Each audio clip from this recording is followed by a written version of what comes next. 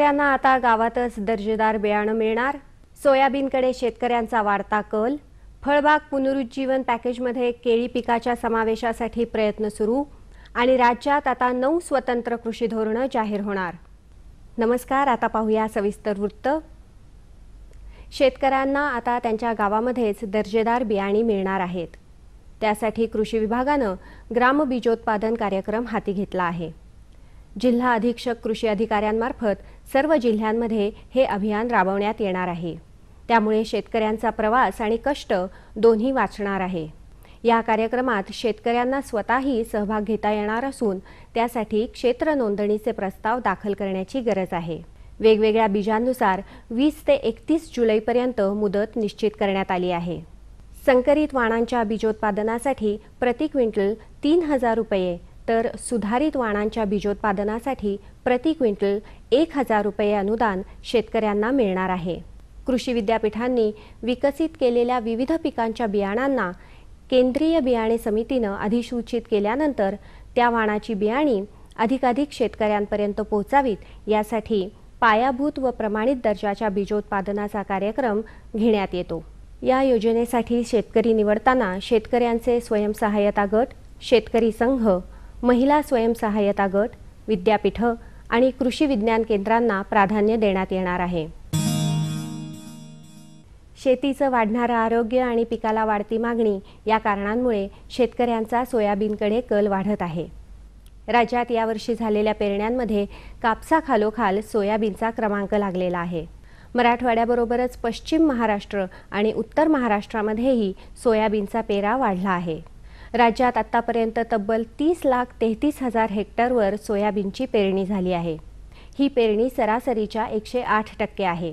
अजूनही ही पेरणी सुरू असून त्यामुळे एकूणच राज्यात सोयाबीनची यंदा विक्रमी पेरणी होण्याची शक्यता आहे। त्यामुळे सोयाबीनचं उत्पादन यंदा मोठ्या प्रमाणावर वाढण्याची शक्यता आहे। भारतात खाद्यतेलाचं उत्पादन कमी होत असल्यामुळे ते आयात करावं लागतं आणि ही आयात दिवसेंदिवस महाग होत चालली आहे। त्यामुळे खाद्यतेलासाठी सोयाबीनला मागणी वाढत आहे। शिवाय सोयाबीनपासून तेल काढल्यानंतर उरणारी पेंड म्हणजे सोया मिलला सुद्धा पशुखाद्य उद्योगाकडून मागणी असते। भारतातून सोया मिलची निर्यात सुद्धा मोठ्या प्रमाणावर वाढत आहे। राज्यातल्या केळी उत्पादकांसाठी एक दिलासादायक बातमी आहे। दुष्काळामुळे नुकसान होऊनही मदत न मिळालेल्या केळी उत्पादकांसाठी आता राज्य शासनातर्फे विशेष प्रयत्न करण्यात येणार आहेत। फळबागांच्या पुनरुज्जीवनासाठी केंद्र शासनाने दिलेल्या पॅकेजमध्ये केळी पिकाचा समावेश करण्यासाठी राज्य शासन केंद्राकडे पाठपुरावा करणार आहे।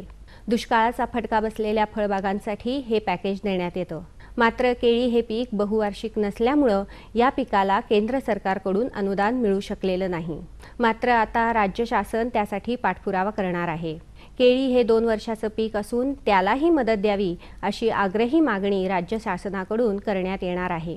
केंद्रानं मदत दिली नाही तर राज्य शासन केळीच्या मदतीसाठी वेगळा निर्णय घेईल अशी ग्वाही मुख्यमंत्री पृथ्वीराज चव्हाण यांनी नुकतीच दिली आहे।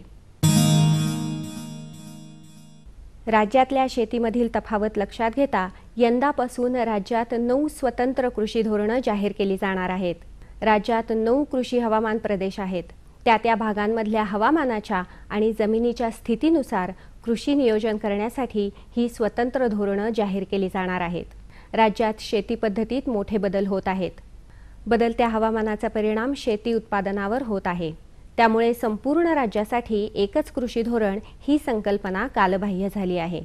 त्या दृष्टीनेच 9 स्वतंत्र कृषी धोरणांचा निर्णय घेण्यात आला आहे।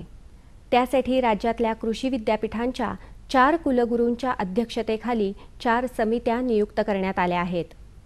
त्यात शास्त्रज्ञ आणि कृषी तज्ज्ञ यांचा समावेश आहे। राज्यातल्या वेगवेगळ्या क्षेत्रातल्या आणि वेगवेगळी पिकं घेणाऱ्या 300 प्रगतिशील शेतकऱ्यांची निवड करण्यात आली आहे। समितीचे सदस्य या शेतकऱ्यांशी संवाद साधणार आहेत। शेती पद्धतीत होणारे बदल, यांत्रिकीकरण यांचा अभ्यास करून ही कृषी धोरणं जाहीर करण्यात येणार आहेत। सध्याच्या ढगाळ हवामानामुळे लवकर लागवड केलेल्या कपाशीवर काही ठिकाणी पांढरी माशी, फुलकिडे, तुडतुडे या किडींचा प्रादुर्भाव दिसून येत आहे। या किडीच्या नियंत्रणासाठी निंबोळी तेल 50 मिली 10 लिटर पाण्यात मिसळून फवारणी करावी।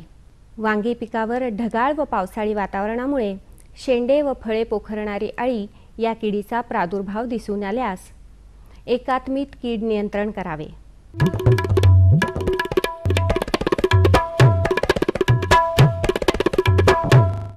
आता बघूया सातारा कृषी उत्पन्न बाजार समितीचे काही बाजारभाव प्रति क्विंटलचे।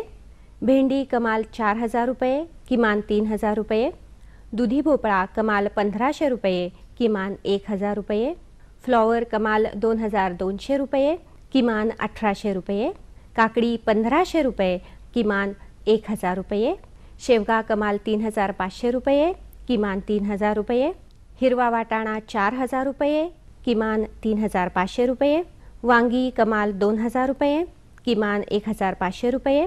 गवार कमाल 4000 रुपये आणि किमान 3000 रुपये। कृषी बाजारभाव विषयक अधिक माहितीसाठी www.agmarknet.nic.in किंवा www.msamb.com या संकेतस्थळाला भेट द्या।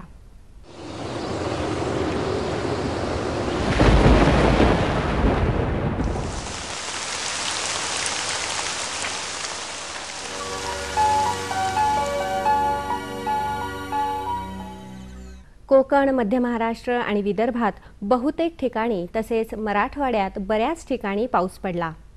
येत्या 24 तासात कोकण, विदर्भात बहुतेक ठिकाणी तसेच मध्य महाराष्ट्र, मराठवाड्यात काही ठिकाणी पाऊस पडण्याची शक्यता आहे।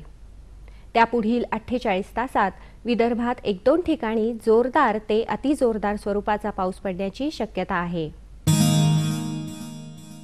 राज्यातील काही प्रमुख शहरांचं तापमान अंश सेल्सिअसमध्ये पुढीलप्रमाणे: मुंबई कमाल 30, किमान 23, पुणे कमाल 26, किमान 21, नागपूर कमाल 30, किमान 23, नाशिक कमाल 26, किमान 22, औरंगाबाद कमाल 27, किमान 22, कोल्हापूर कमाल 24, किमान 21, सांगली कमाल 26, किमान 21, सातारा कमाल 24, किमान 21 आणि सोलापूर कमाल 29 आणि किमान 22 अंश सेल्सिअस राहण्याची शक्यता आहे।